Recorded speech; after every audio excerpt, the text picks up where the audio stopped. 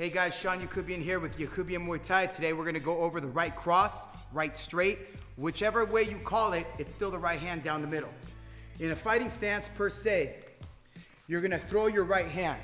There's a lot of ways to throw a right hand. This one is just a right straight, right cross, right down the middle.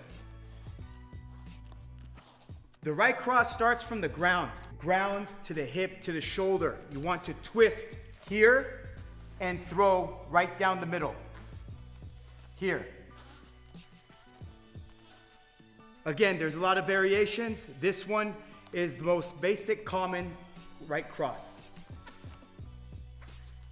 You want to balance, you want to get a little bit lower on your stance so you can come with the power you're getting from the ground to the hip, to the shoulder, and you're balancing it.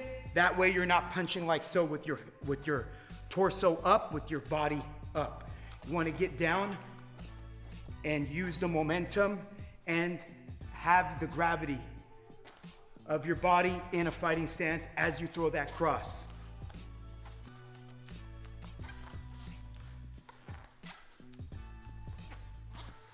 And that's the basic right cross. Thanks for watching.